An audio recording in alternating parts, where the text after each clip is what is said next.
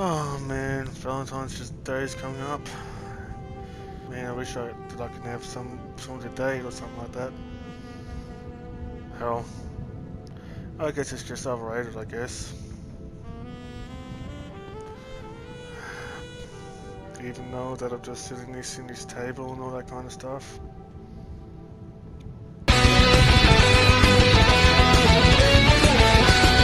G'day fellow creatures of the internet, this is the most musty and subscribed Argonian here on YouTube, Bruzo Dragonius, recording this very first video of 2021.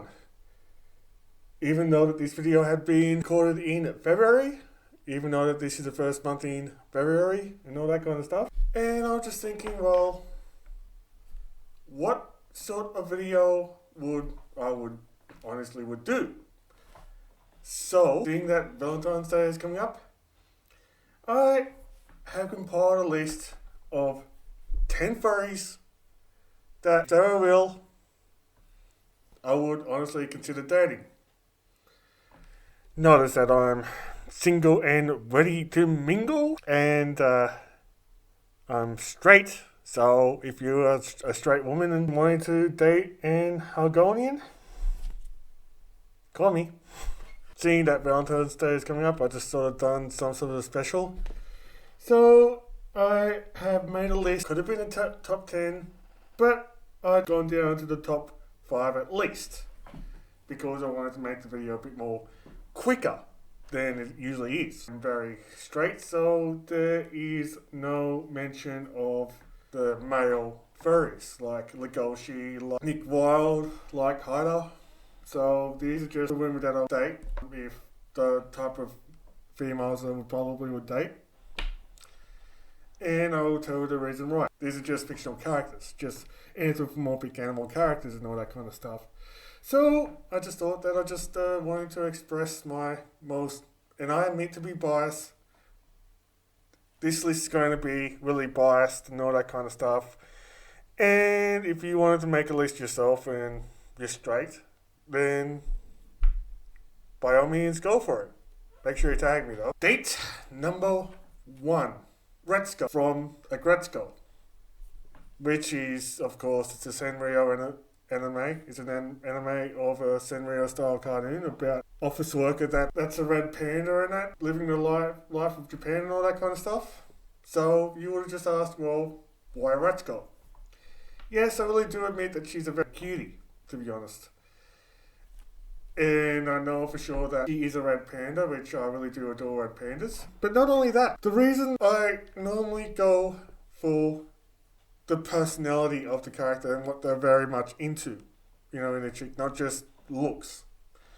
And with me, Retsuko, I just sort of found that I have a bit of things in common with her.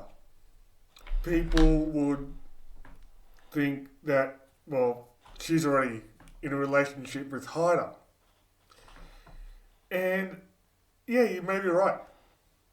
But you see, Retsuko, he's not really that big on dating her work colleagues in the even in her department, which is accounting. I know that he's an accountant, and maybe that accountants would make a lot of money, make a lot of dough. I'm not quite sure how life it is in Japan and all that kind of stuff. But also with Retsuko, she has this outlet where she usually just goes out at night and sort of just does some sort of event in singing death metal. Now, I do admit that I am a death metal fan. I do admit that I'm a metalhead as well. So, Retsuko and I have things in common for one. But the thing about it is that she may be using me to get a family, which maybe that there's things that I have to be in a bit of preparation for. Because of her financial freedom, she would expect me to work and her to stay home and to have families, because of the fact being is that I know that in Japan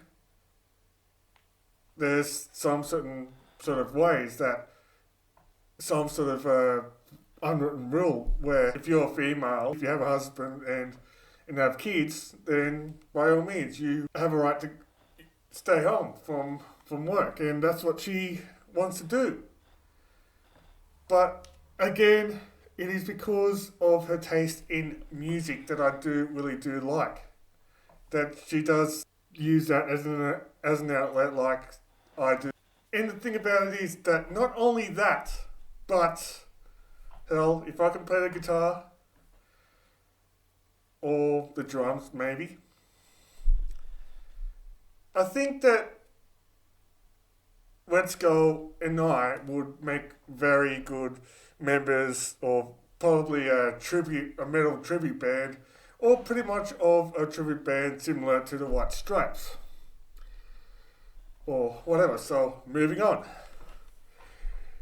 Date number 2 is Queen Kamira.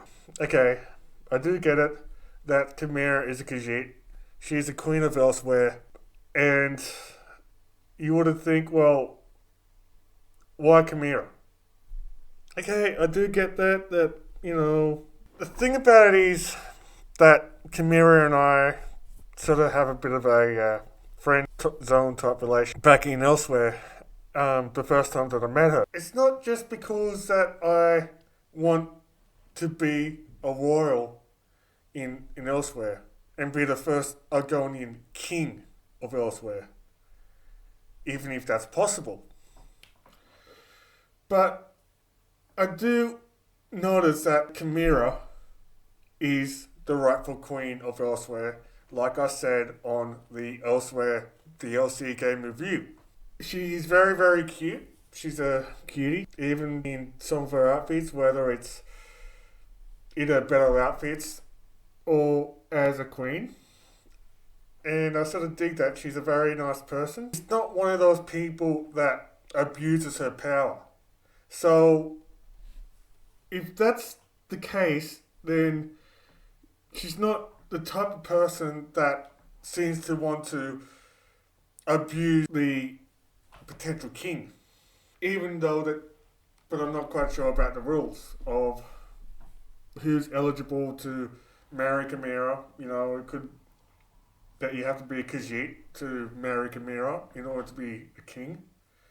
So maybe that's a mistake or something like that. So yeah, I just dig her for all her cute and adorable looks, and yeah, she's very, very cute as well. Date number 3 on the list of the furries I would love to date is Juno from Beastars. Okay, you may see, well, why Juno? Because she's very manipulative and all that kind of stuff. Maybe that I'm not tend to want to date someone purely on the personality and that, but instead wanting to go for the looks. I don't know how I would go in dating a wolf. This is Future Bruzo editing this video. I just wanted to point out that I do have a couple of friends that are wolves, including one that's a very close friend to me as well. But eventually, if there's any wolves that would be interested in dating me or something like that, or having this going as a boyfriend, I would be really much open to it. So, yeah, okay, I'm just going to continue on with this video. I mean, it's either Juno or Haru, providing that the reason why I didn't pick Haru is because, well, she's hooking up with a wolf like Legoshi. If you are a fan of Beastars, you probably would know what I mean. Same as if you have watched the Gretzko, you would probably what I mean with of what I feel about Gretzko from that show. But she's another character. She's another furry that I consider as very cute. She's very adorable and all that kind of stuff, with her voice and all that kind of stuff. She has that sort of innocent kind of personality, and I just find her very adorable. Now, yet again, she can seem nice. You know, she can seem like a nice chick, but I don't think that I'm going to have a chance with Juno as well, because of the fact being is that she wants to continue on with her species. She wants to hook up with other wolves. She wants to continue the gene pool of all wolves and cares about keeping the life cycle of the species going. If I end up having, a bit of a relationship, if I wanted to go on and and mate with her, I don't know if either one that I would probably create wolf lizard hybrids, or one of these things, those lizard wolves hybrids that are seen in Murkmire. She's one of those girls that like to keep her species going. It's all about the survival of the species. But anything other than that, she seems nice and all that kind of stuff. They're very, very cute. And she does have that sort of a innocent type, friendly type trait that they would do and all that kind of stuff. So, moving on. Date number 4 is, of course, another character from the Elder Scrolls universe that is off the book or some sort of a play, if you wanted to call it like that, called the Lusty Argonian Maid. The Lusty Argonian Maid herself lifts her tail. That is her name, lifts her tail. Because that's how we basically name some Argonians tend to name their hatchling or what are they going, or as a prediction of what they are, what's their personalities. And yes, I would date lifts her tail only to have kids. Only to continue on with this Argonian, be a dad, just to have kids, have hatchlings in it, and just like Juno with the wolves, I just sort of thought, well, I would want to continue on with the species, continue on with the Argonians and all that kind of stuff, making hatchlings. Even though that I'm not really a Marshborn Argonian, just more of a Lucleo, like I said.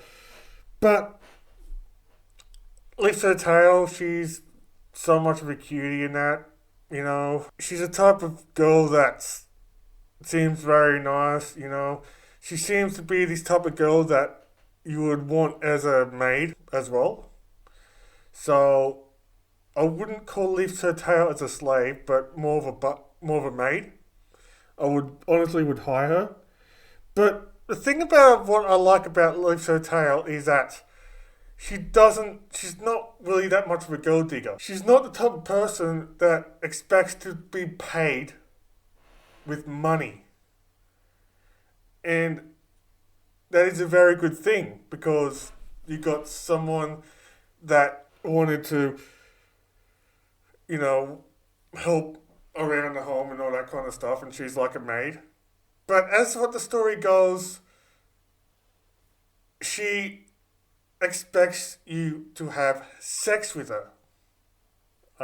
Keep in mind that this is a PG-13 video, and sorry that I just said that word. But you got to realise that if you read The Lusty Argonian Maid, it's basically a porno.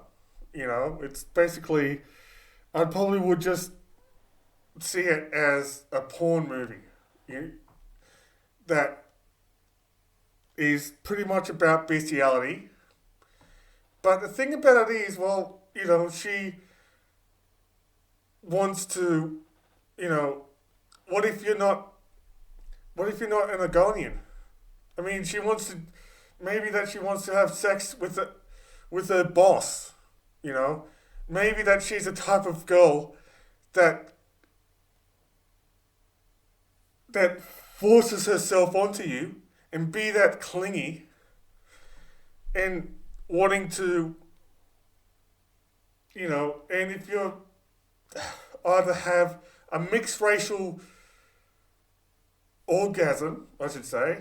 Sorry about that, but this is what she's like, right? Like in the story, there's some bits of bestiality there because of the fact not only mixed racial sex, but also some bits of bestiality because of the fact being is that it's some guy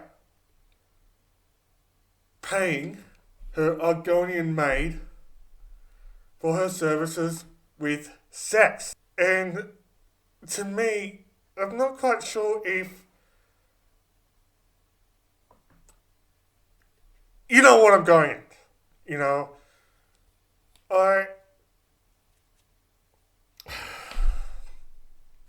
okay, I just like honestly, the only disadvantage of Lisa Tail is she is both a sperm dumpster and a whore. And that is what I would consider that as a person. And to be quite honest with you, I'm not really that much into dating people just to have a bit of a root. So, anyway, moving on. Date number 5. Offers Judy Hopps from Zootopia. Judy Hopps, I see as not only a cutie or whatever. I don't only consider her cute, but she seems to be a very nice person. You know, even though that she just the type of person that even though that she dreams of becoming a cop, and she had broken barriers of stereotypes and that becoming a cop in the movie in Zootopia and all that kind of stuff. But I just find her as a very, very nice person. And don't get me wrong, I'm not really subscribing, or I don't really follow this ACAB bullcrap. You know, I don't subscribe to this ACAB because not all cops are bad. Just there's some rotten eggs that has the same occupation and all that kind of stuff. But like I said, you know, the small amount of people doesn't make the entire occupation. I don't know if she has a bit of a date with Nick Wilde. I think there's a bit of a partnership between Nick and Judy. People, you know, could see, you know, I could see people shipping them together as boyfriend and girlfriend, but they're just best friends because I don't think that in this world, I don't think that they could reproduce on account that Nick Wilde is a fox and Judy Hopps is a rabbit. Nick Wilde is a carnivore while Judy Hopps is a herbivore. And you might as well say, well, okay, Bruzo, you and Judy can't reproduce. So how is that possible? Well, you see, I don't only date someone just to have kids. I only date someone that because I find some good and because I just wanted to end up going out dating and all that kind of stuff. So I think that she seems like a very nice person. She doesn't seem to be this, even though I wouldn't take advantage of her good nature, but like I said, you know, it's really cool dating a cop and all that kind of stuff. And yeah, I just thought, well, Judy Hopps, she's a very nice person to have a bit of a date. Well, anyway, those are some of the 5 furries that I would possibly pick out as my dates or my Valentine's Day. I hope you do enjoy this video, and even though that yes, it can be biased, it is based on my biased opinion. I just wanted to pull this video together and all that kind of stuff, just to celebrate Valentine's Day. And to be honest with you, I really don't really care about Valentine's Day because I am single. But so there you have it, 5 furries in the fictional world or throughout fiction that I would date or be in a relationship with. And these are the reasons why. I hope you do enjoy this video. And I just thought it would be a very good idea to make a video like this because I'm a single and straight. And there's not many straight single furries out there. Maybe in the cosplay scene, maybe. So I'm very much available as well. So if you did enjoy this video, make sure that you press the like button. Make sure that you subscribe to this channel as well. And if you did subscribe to this channel, make sure that you would be the first one to know by pressing the bell icon as well as turning the notifications on. The usual stuff, all my social medias and the usual other things on ways to give me money is on the description below. Please comment down what furries that you would want to hook up with and all that kind of stuff. Which ones are sexy, which ones that you have a bit of a crush on. You know, it's just, I just thought it would be very much of a fun idea. Thank you very much. You're all amazing. To those that are just watching this, please consider subscribing. To those that have subscribed, thank you very, very much. Either way, I erect a spine of gratitude if you watch this video and also subscribed. I appreciate each and every one of you. I love each and every one of you.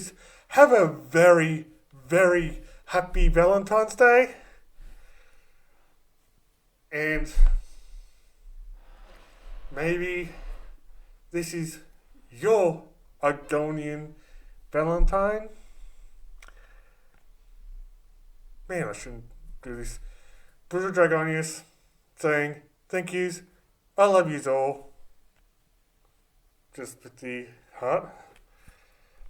And as always, I'm signing off by saying may his guide you all, and bye for now.